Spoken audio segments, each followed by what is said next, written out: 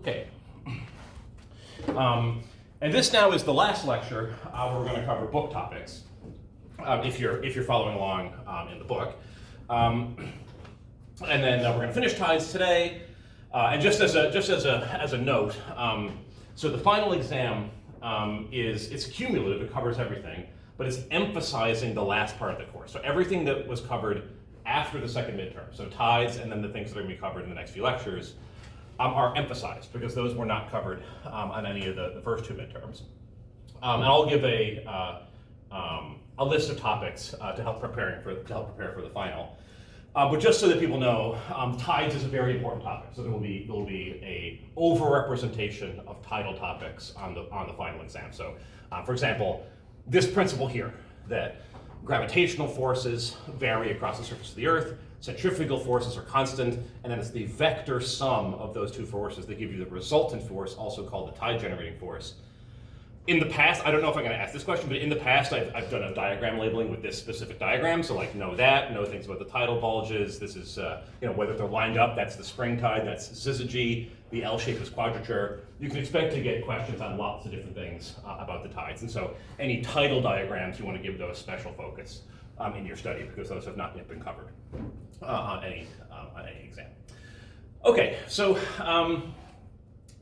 that being said, so last time we talked about the mechanism of tides, and this idea was that tides arise from combination of two forces. One is the gravitational force, and the key thing to remember about that is that the gravitational force, it depends on how far the two objects are away. So every two objects that have mass, they gravitationally pull on each other.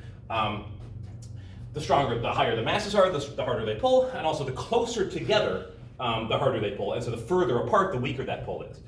And so that has an important effect. It means that the waters at the zenith part of the Earth, so that means the part of the Earth that's the closest to the moon, have a stronger gravitational pull. And that kind of pulls the water into a tidal bulge here that's facing the moon. Whereas on the far side, that gravitational pull is weaker. And sort of, to most people's intuition, you would just have one tidal bulge. That's, I think, if you didn't learn about the tides in a course, that's what most people would think. But actually, there's two tidal bulges, and they're symmetrical. So there's also another tidal bulge that points away from the moon, and that one comes about from the centrifugal effect. And so I actually really like this little diagram. It's just a cute cartoon, but you can sort of imagine that the Earth and the moon are spinning each other around, and if they're holding hands, and they're holding the hands, that represents the gravitational attraction. And so if you were doing this with another person, you were spinning each other around, then you would feel two effects. You'd be pulled in towards the center by the grip that they have on your hands, and you'd be kind of thrown back, and that's because you're going around in a circle. That's the centrifugal force. And what happens is, in tides, is that on the far side of the Earth, this is called the nadir, the gravitational force is weaker because you're further away from the Earth you're further away from the moon by 1 Earth diameter. But the centrifugal force stays the same because you're still going around that same circular orbit, again, about the Earth-Moon center of mass. And so the centrifugal force is what actually kind of flings the water out into the tidal bulge on the far side. And there are actually, if you take more advanced courses, there are more sophisticated, slick mathematical ways to look at this. But this is the sort of simple way, is just think of it as the gravitational force on this side and the centrifugal force on that side. But really, it's both of them competing with each other, and sort of which one wins on either side is what creates these symmetrical tidal bulges. I'll also just mention that this kind of tidal forces that have to do with sort of differential gravitational attraction, they happen all the time in things like planetary physics, astrophysics, cosmology. And people talk about tidal forces all the time when they're talking about like how galaxies and stars and things get deformed. And it turns out these processes are super important in astrophysics. Actually, there's a cool effect.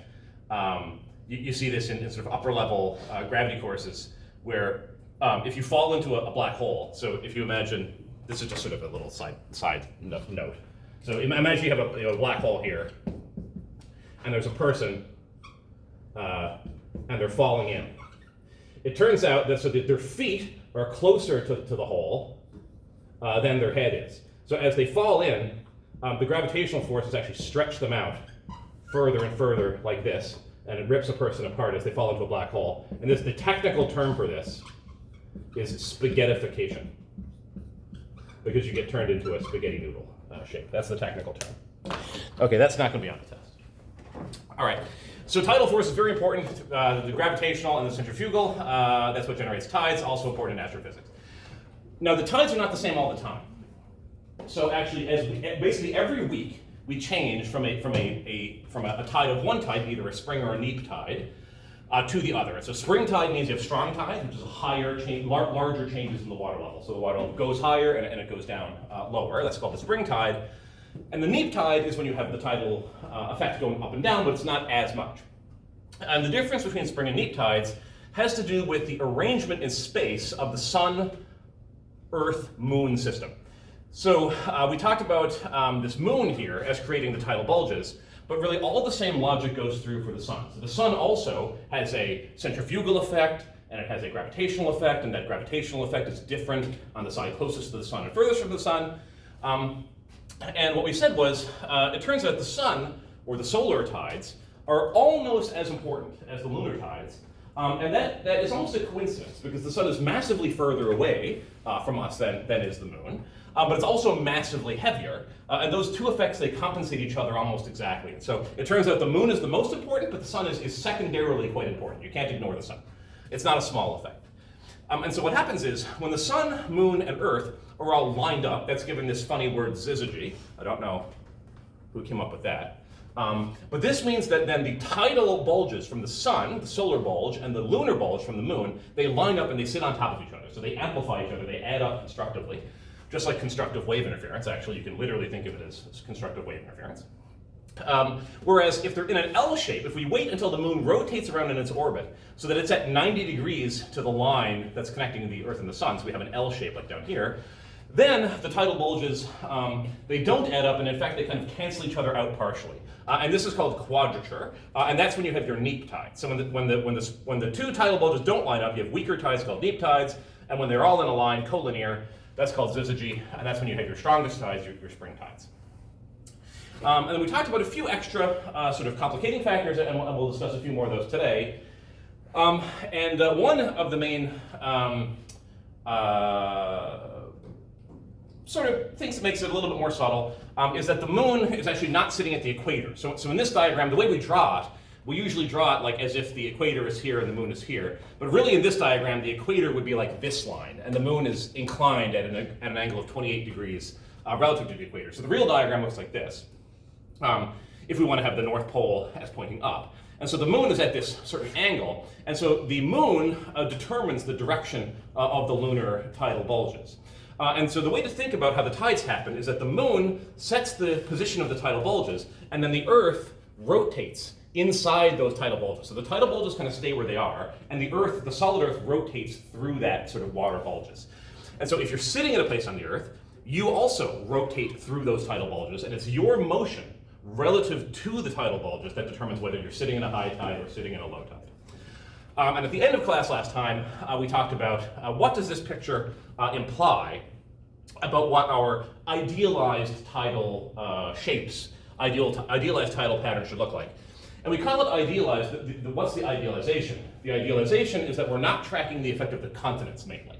So as all these water masses move around Earth, the tides aren't high enough that they just slosh over the continents, right? They get blocked by the continents. There are pressure forces involved, there are Coriolis forces involved.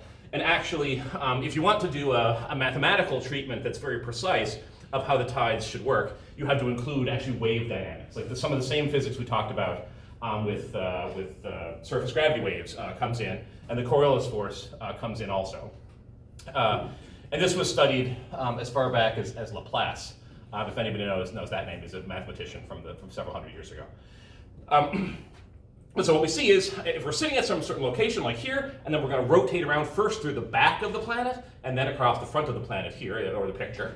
So we'd start off in a high tide, the back of the picture is the low tide, then the left-hand side is another high tide, but it's weaker, so we have a high tide and a weaker high tide, and then rotate back to the front and back to where we started. So what this shows is that because of the declination, because the moon does not lie on the equator, we get 2 high tides per day, and they're per lunar day, so they're 12 hours and 25 minutes apart. But they're not equal in strength in general, and we'll actually look at observed tidal patterns today. But we tend to have one higher high tide and one lower high tide per day, and that's shown in this diagram here. And exactly what kind of tidal pattern you get can also depend on your latitude. And in fact, when we'll talk about the observed tidal patterns, it's actually even more complicated than just your latitude. It also depends on the specific coastal geography, the shape of the ocean floor, also things like the Coriolis effect, etc. So we'll talk about realistic tidal models in just a little bit later on. But understanding this picture, you should be able to, for the final exam, understand why this diagram looks the way that it does. And if you do have any questions about that, feel free to ask me a question over email or after class. I'm happy to explain it, but that almost for sure, something about this, there'll be major questions on the final about that. Okay, so today we're going to move past the idealized model and talk about what kind of tides do we actually see in the real ocean. And this is going to get into cool phenomena that happen under the coast, like probably we've heard of the Bay of Fundy before. It's eastern Canada, really, really high tides. Why does that happen? We're going to discuss that. It turns out there's some really, really amazing stuff where sort of evolutionary biology has come together with tides. I'm going to talk about this really interesting fish, the grunion. They have some interesting interactions with tides, tidal power, and then depending on how much time we have at the end, get onto a totally new topic on geoengineering. And we'll circle back to that. Okay, so here's our predicted idealized tides. I'm not going to go through that again. But so what happens with the continents? So the continents, as I said, they block the motion of the tides. So you can think about it, really what happens is the Earth sort of spins through that tidal bulges. But if we're sitting on Earth, it looks like the tidal bulges are moving to us, right? Because we're not looking at it from space. And so those tidal bulges are moving around from our perspective. And so the continents, they block them. And then other things that can happen if you have a shallow continental shelf. So if the ocean gets very shallow water near the coastline, that can amplify the tides. When you have tides moving, these bulges of water, when they move over things like the mid-ocean ridges, that can produce internal waves. We talked about how that was important for the AMOC circulation. And really, if you want to make a model that concretely predicts tides, and I used to actually talk about this in the course, but it was kind of a little bit far afield. But there are many applications for which we need to model tides quite accurately. And one of these is actually military applications. So there's a really interesting story. If you want to look it up, there's a Scientific American article about it from 20 years ago or so. When they want to make naval landings, so when the Allied forces invaded Europe in the Second World War, they had to know what were the water levels going to be so that they could bring the ships in to drop the soldiers off. And so they needed really, really concrete tidal model. They needed, at 2 o'clock, the water's going to be exactly this high and so forth. And it turns out to model those things, you need a lot of different factors. So I don't know where this 400 number comes from, but many, many different factors, including the local geography. And really, we can't just take physics equations and predict that tides just based on that. It's too complicated. So what people do is they combine observed features with physical equations. And by combining observations with sort of mathematical physical modeling, you can make models to predict the tides, and actually those models are very, very good. So even though it's very complicated, when you add the observational data into it, we're actually able to predict tides extremely well using these kind of hybrid models that take physical principles like, say, the dispersion relation for waves, and also detailed observed features of the local geometry. We combine those two, we get very, very good models. Okay, so now we're going to talk about going beyond idealized. What types of tidal patterns actually exist in the real ocean? And they fall into 3 broad categories. So the first one, I'm going to start from the bottom here. So mixed tides. So the mixed tide is when we have 2 high tides and 2 low tides per day, but they're not the same height. And so the tidal pattern, if you were just looking at the water level, so this is a plot of time going across in lunar hours. So remember, the lunar day is slightly different from the solar day by 50 minutes. And so the tide, we start from some initial level. The tide rises up to high tide, low tide, and then a secondary high tide, but that secondary high tide is not as high as the first high tide. And so this is kind of a mixed tide, and that's exactly what we would expect from our idealized model. And what this diagram is showing is that it's colored in the different coastlines, red, blue, and orange, indicating whether they are mixed or these other 2 categories that I'll get to. And so we can see that these mixed tides, they happen here along the southeast and southwest coasts of South America, over in the Western Pacific, Western Canada. So lots of places around the Earth, we get basically the prediction of the idealized model is essentially true. We get 2 high tides and 2 low tides per day of unequal size. But because of these other complicating factors, sometimes those extra factors, they overwhelm the sort of basic idea that comes from the idealized model. And you can actually get two cases. One case where you get 2 high tides and 2 low tides per day, but they're equal size, and that's the semi-diurnal tidal pattern. And you might remember from the idealized model, that's kind of what we expect to happen near the equator, near the equator, where we're sort of splitting the difference between the declination angle. And so you can have 2 high tides and 2 low tides per day that are equal size. And then the most odd one to me is the diurnal tidal pattern. So diurnal means once a day. So like you probably have heard if you're interested in marine biology, the diurnal cycle of phytoplankton or whatever. They go swim up and down in the water column once per day. So it's the same thing here, diurnal once per day. So 1 high tide and 1 low tide per day. And that happens in certain areas. So it happens, for example, in the Gulf of Mexico, also happens in the central Western Pacific, sort of in the region near northeastern Eurasia and Japan.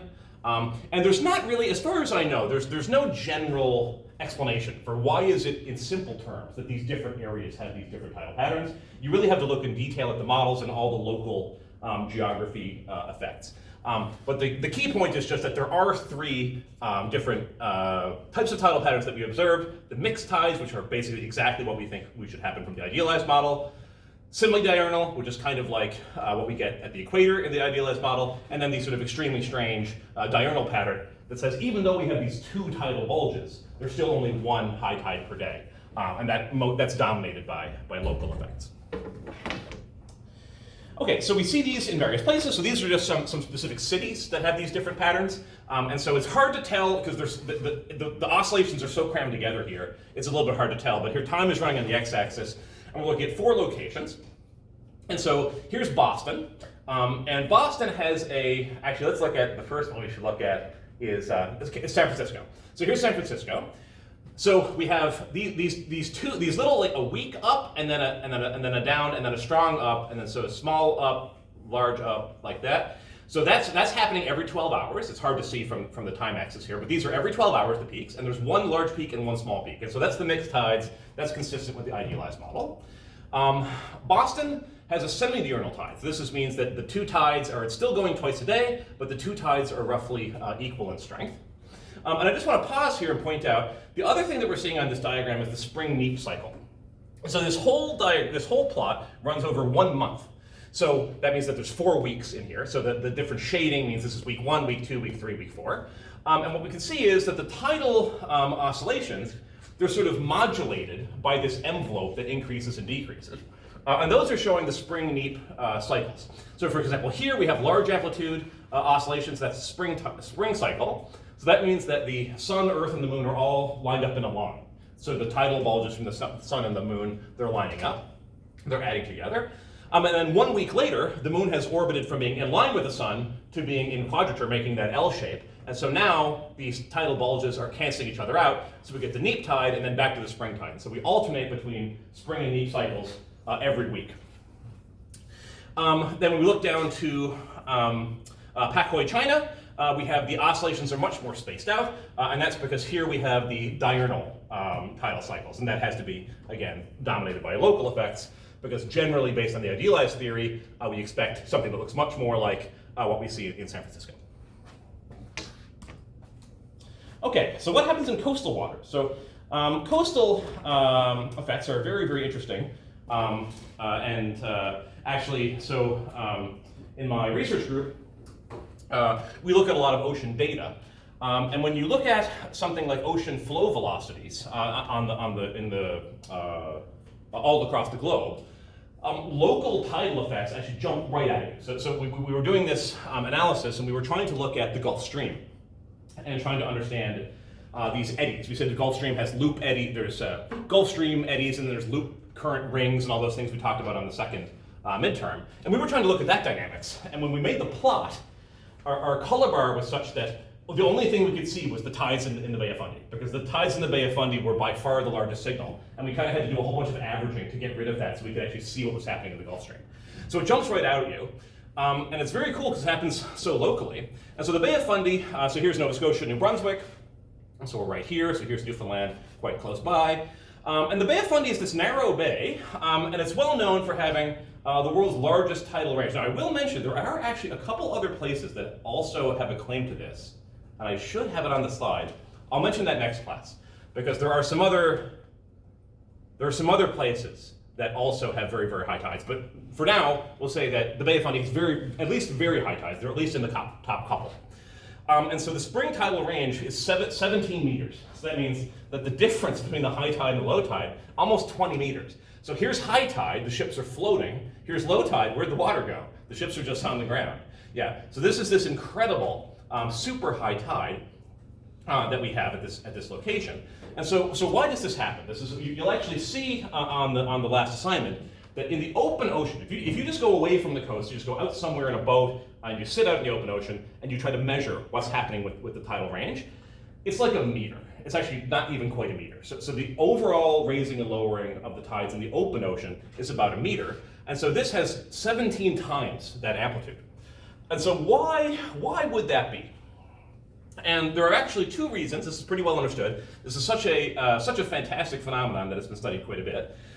And there are two primary reasons. One is the geometry in sort of simple terms, in that we have this narrow bay. And so you imagine you have a tidal bulge coming in here, and it's coming into the bay. And so that large mass of water kind of gets funneled into this narrow area. So that's one reason why we have high tides there. And another effect has to do with the bay shallows quite significantly as you go from the outside of the bay to the inside, and that also amplifies the tidal signature. But there's another effect called resonance that's very important. And so I'll just pause and say, so this is a concept from first year physics or high school physics. Can anyone tell me or remember what does resonance mean in physics? Does anyone remember?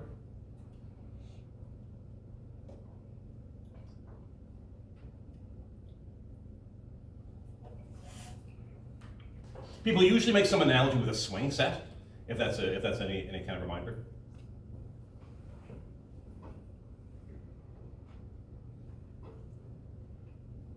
Have people heard of this before? Have you encountered it before? Can you put your hand up if you've heard the word in a class? Okay, so people have heard of it, but these concepts go by fast, and physics is hard, so I agree with that. But you may have even heard, who here has heard of NMR before? It's in chemistry. Yeah, so the R in NMR stands for resonance. It's nuclear magnetic resonance. And I think in your TikTok you actually mentioned it exactly explicitly, right? Yeah.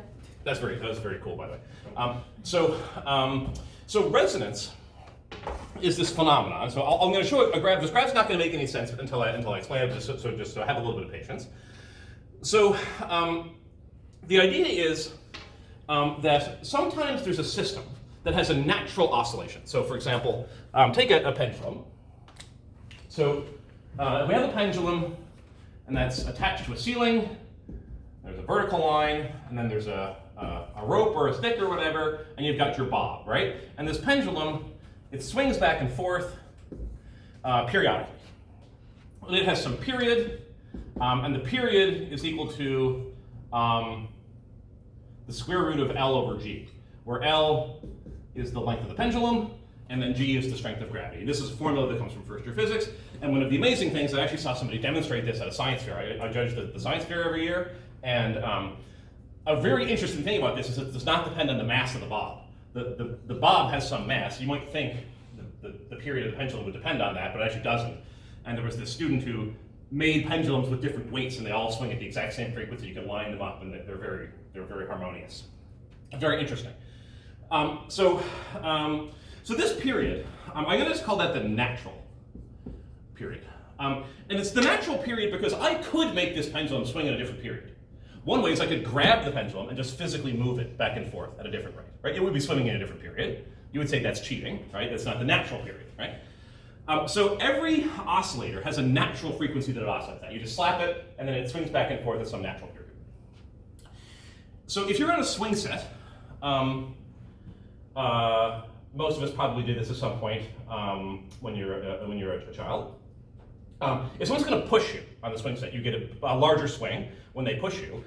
And then they push you. How do they push you? They push you basically every time you come back. They push you once, right? They push you at the left-hand side, and you swing. They push you back. The force, if you think about how often they're pushing you, they're actually pushing you at the exact period or frequency of the natural oscillation, because they're pushing you once every time you swing back. And that's how you get a very large amplitude swing. It turns out, sort of the math of this is not too complicated, but it's a little bit above the level of this class. That's covered more in sort of straight up and down physics classes that don't touch on environment, climate, ocean stuff. But it turns out you can ask, if I have this pendulum that's swinging back and forth, and then I start pushing on it, and I'm going to push on it with various frequencies, how is the amplitude of the oscillation going to change? And it turns out it looks like this. So the y-axis here is the amplitude, and then the x-axis is the frequency. So how often do I push it? And right in the center, F naught is the natural frequency. So in this case, it would be root L over G, it's 1 minute or whatever, is the natural frequency of this particular pendulum we're studying. And this curve is called the amplitude response curve. And it shows how large a swinging pattern do we get, depending on how often do we push the pendulum, or push the person on the swing. And what we can see is that there's this big peak that maximizes right at the natural frequency. So if we push the pendulum, or we push the person on the spring, at exactly the frequency that it wants to oscillate at naturally, we get a big response. And that's totally consistent with what we see when we're on a swing. And so what's this have to do with the Bay of Fundy? So if we have the Bay of Fundy, we have I'm just going to draw kind of a 3D diagram. Imagine it looks like this. There's actually a natural frequency. If you imagine that the water level was kind of like sloshed to one side like that. So, when you sit in the bath, the water sloshes away from you and then it comes back. And there's a certain amount of time that oscillation takes. You produce a wave, and then that wave propagates back. That's the natural frequency. So there's so this wave would propagate this way, and then you would have a wave like this, and it would go back and forth. And so there's a natural sloshing frequency. This is actually, again, a technical term. There's a sloshing frequency that's associated with the shape of the Bay of Fundy, how big it is, how wide it is, the water level, the topography. You can combine all those factors and calculate, and you can also observe, what's the frequency at which the water sloshes back and forth in this basin. It turns out for the Bay of Fundy, the natural frequency, this F naught of the bay that just comes from geometrical factors, is very, very close to the frequency of the tides. So the tides rush in and it excites that oscillation. And then they rush out just as the oscillation is swinging back the other way, and then the tides come back in when it wants to rush in. And so those two factors, just coincidentally, happen to be very close to one another. And so we get this phenomenon called resonance. It's called resonance when you have the forcing frequency, that's the pushing frequency. When that forcing frequency lines up with the natural frequency, we get a big response, and that's called resonance. And so that's the main idea for why the Bay of Fundy has such large tides. It's because those tides are amplified by the coincidental alignment of the tidal frequency with the natural sloshing frequency of that particular bay. And so you get fantastic physical phenomena there, and it's tied back to the same idea of pendulum dynamics and sloshing water in the bathtub. All that same physics is coming together, but on the scale, sort of the geographical scale of the bay. Okay, another cool coastal effect. Don't worry about all these details here. These are just sort of extra details. But there's a phenomenon called tidal bores.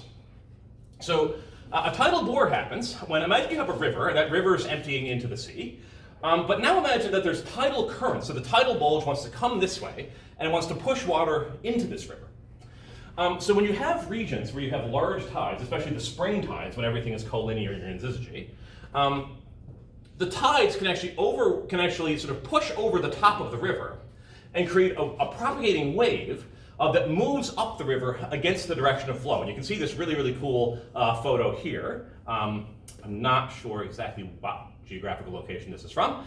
But so what's happening here is that this sort of turbid looking water on the left-hand side, this is the river. The river's flowing that way. And this sort of turbid water on top, it's a wave that has sort of a ridge. You can see the edge of this, and it's just flowing upriver as the tidal forces are pushing that water, riding on top of the river flow, pushing inland. And so these things are called tidal bores. And you can generally expect that, when would you have this kind of effect happening? Well, you're going to want a large tide. You're going to want that tide to happen fairly abruptly. and I think also some geometrical factors like if the ocean floor is shallowed and so forth. But I'm not gonna ask about this kind of thing. But just knowing what a tidal bore is, and then it tends to be associated with river outflows and tides coming in and large tides. Those are the key things. Okay, this is a little bit of terminology. So I mentioned this before, but this just in case you see this, it's good to see the terminology. So when we talk about tides, if the tidal water level is rising, this is actually an important point to just conceptually think about. If we're in a particular location and we see the water level is rising, that means more water must have come into that region, right? So there must have been water flowing in to raise the level. And so when that happens, we call that the flood current. And then when the water flows away, when the water level drops, that's called the ebb current. So if we look at a tidal diagram here, so this is a tidal diagram for a mixed tide. So we have a high tide here and a higher high tide here. So this is a mixed tide situation. So here's the tidal, the height, the actual height of the water, going down for a low tide, up for a high tide.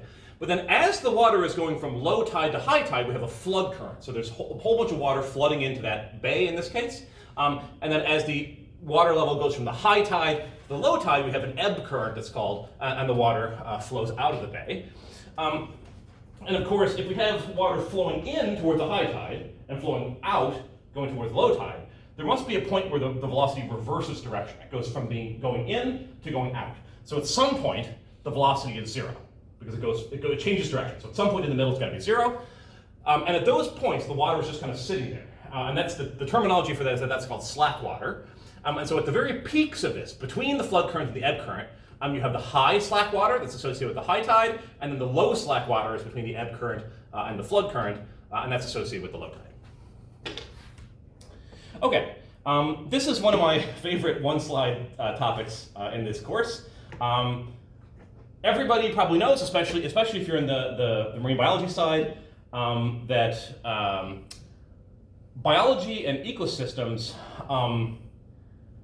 evolve to be sort of specific to their environment. And we often call these niches, these different species, they adapt to the environment they're in. And so there's a fish called a grunion. It's a very cute fish. This is a photo of. I'm just going to turn the lights down so you can see it for a minute. That's the grunion there. It's cute. So this is a very small, silvery little fish, and its reproductive cycle is actually based on the cycles of spring and neap tides that we see in the ocean, based on these alignment of the solar and the lunar bulges. So how this grunion's reproductive cycle works is that it lays its eggs on the beach at a very specific time in the tidal cycle. And so this diagram is a little bit dense, but so what happens is, so the blue line is showing the tidal heights. So we have a mixed tide here, we have a high tide and a lower high tide. So we're going high tide, low tide, mixed tides going along. And you can also see that the tidal amplitude is large at the beginning because it's the spring tide, then it's weak in the middle, that's the neap tide, and then large again at the spring tide. So this whole diagram is basically 3 weeks, or maybe 2.5 weeks.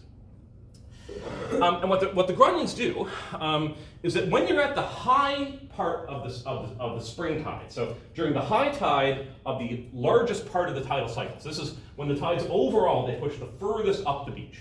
The grunions swim, taking advantage of that high tide, as far as they can up the beach, and they lay their eggs. And so this is what's the saying here. So these little fish icons are saying just after we have that high tide, they swim up right to the edge, and then they lay their eggs. And then the water goes back. And of course, because that was the highest part of the high tide, and now we're moving toward the neap tide, the next day the waters don't come back to that same place. They don't reach that point where the eggs were laid. And they do that for a few days. And so those eggs, they get buried in the water, and then they're safe there. So the water does not come back and wash those eggs out to sea, because the tidal cycle means that the tides don't reach that far. So then we go through the neap tide, and nothing really happens because the hatching cycle of these eggs is about 10 days.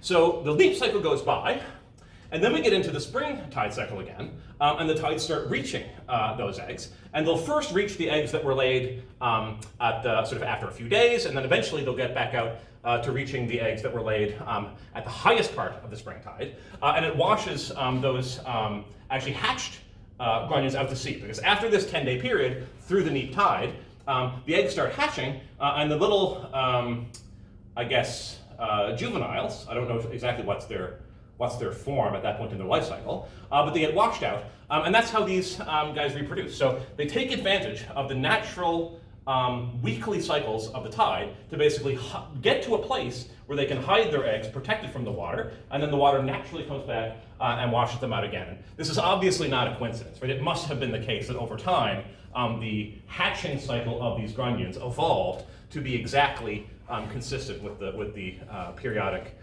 tidal cycles at this particular location. So I find that very amazing, and it's a cool synchrony of physics and biology. Yes? What happens during the storm surges? Well, that's probably nothing good. Yeah, this unfortunately, bad things happen in the natural world, and I'm sure if there's a large storm, that's probably not good for the reproductive cycle of the eggs. But most of these fish, these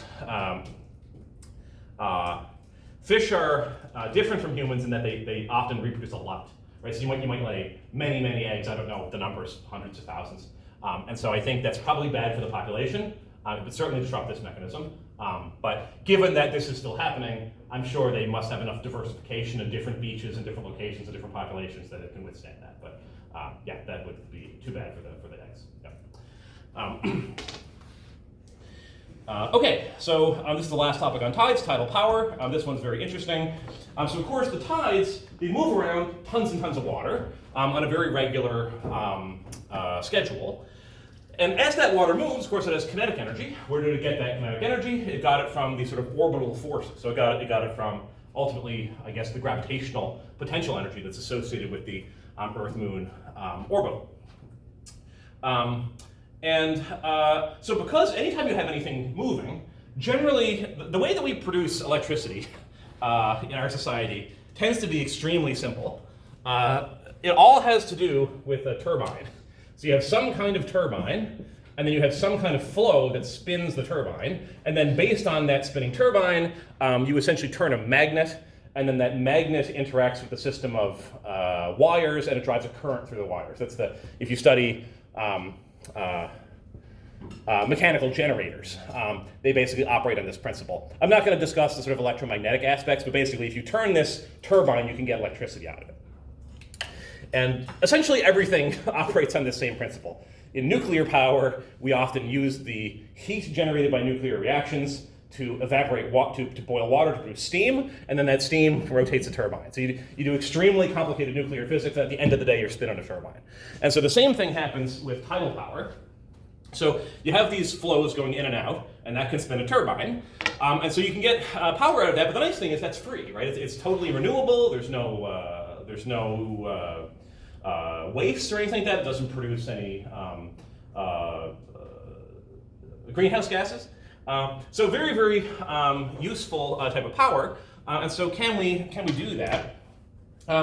So I'll just mention, actually, there's a few, I'll just skip and come back to this. So this has been done. So actually, there are a few tidal power plants, and it's the kind of thing that's actually under development. So more and more locations around Earth are looking for places where we can generate tidal power effectively. There's a good example in France. This has been going since the 1960s, and it produces enough power to supply 60,000 homes. And again, here's the idea. So we have some kind of bay. You usually want to have a narrow bay, because that's when you have the strongest tidal currents, just like we said in the Bay of Fundy. Things narrow down, and then you have stronger currents and higher tidal ranges. So in this case, I think it's built below a bridge. We've got some bridge, and at the bottom of the bridge, there's a turbine. And so when the water flows in, it spins this turbine, and when the water flows back out, I think I did it backwards, when the tide is rising on the inside, you've got this flood current, floods through, spins the turbine, and when you have the ebb current, flows back out, spins the turbine the opposite way. It doesn't matter which way you spin the turbine, it generates the equal amount of electricity, so you get energy on both sides. And so obviously, I think when anyone sees this, it seems it's clearly a very good idea. Nice, clean, renewable power, takes advantage of natural cycles. And so it is in use, and the key ideas is to look for places that have relatively large tidal amplitude, and that certainly can be used to produce clean electricity. But it's not completely perfect. There are a few downsides, so I'll just mention a couple of these. Starting at the bottom, a main factor when you're doing anything in the ocean like this is ecosystem, ecological harm. And so this can modify the habitats for organisms, can affect fish and things like that. Animals can become trapped in the system. And another thing we're actually going to talk about in a few classes. One of my colleagues, Mohammed Musavi, is going to come and talk about ocean acoustics. And actually, ocean noise is a big topic now. Anytime we do anything in the ocean, whether it's operating vehicles or operating oil rigs or doing tidal power, it generates sound waves that propagate through the ocean. And many things in the ocean, organisms, they use sound waves to navigate or communicate or whatever. So if we're flooding the ocean with noise, it can disrupt that. And he's actually going to talk about that quite a bit. But another practical, downside or difficulty is purely physics-based. And this is that when you burn fossil fuels or you burn nuclear fuel, you choose when you generate power, right? You turn it on and it burns the oil or whatever, or it burns the uranium. Reacts to the uranium. And so you choose when you get the power. So you can adjust your power production based on demand. But with something like solar power or wind power or tidal power, you get the power when nature says you do, right? So when the waters are flooding in, it's spinning the turbine, you're getting power. At the high slack water, you're getting nothing. So how do you actually use that power in practice? Because couldn't it be the case that you're getting too much when you're getting it and not enough when you're not? And so that's true. And so this gets to the problem of energy storage. What you need is a technology that when you're producing energy very effectively, you can store that energy and then later get that energy back out. And so the term for this, I recently learned this just a year ago or so. They're called energy to X solutions. And what the heck does this mean? So energy, that's the energy produced by the tidal power. And 2X, for the X, you put in something here, like you put in hydrogen. So energy to hydrogen. So what energy to hydrogen means is, when you're turning that turbine, you're producing energy, you can actually use that energy to do what's called electrolysis. And probably you have seen this at some point, but you might not remember. It's the reaction where you take water and you separate 2 waters, goes to 2 hydrogen gas molecules plus 1 oxygen. So you take liquid water and you run electric current through it, and then that breaks the water molecules up and rips them apart into hydrogen gas and oxygen gas. And then now hydrogen gas, we can burn. You can burn hydrogen gas and get the energy back out, again by using the heat energy to spin a turbine and use the turbine to create electricity. So when we're getting extra power out of the tidal, the turbines, we can use that electricity to break up water into these gases, store the hydrogen gas, and then burn it later. And so use of many natural, clean, renewable energy sources relies on an additional step to deal with the energy storage and then getting the energy back out in the end. But this is something that we can do. Technologies for doing this are getting better and better. And so in the future, we can expect that we'll have more energy coming from PHYS. Okay, well, I was going to talk about geoengineering, but we're just have a couple minutes left. So I think I'll save that for Friday. You can keep an eye on Brightspace. I'm going to post the last assignment literally probably in the next 20 minutes. And then one question, feel free, it's very physics-based, but also I think I'll walk you through it. So if you have any trouble, feel free to let me know. And then on Monday, we're going to have a guest lecture by a PhD student, Audrey Parnell, who works on climate modeling and paleoclimate, which is the climates of the past. Okay, well, I'll see everybody on Friday.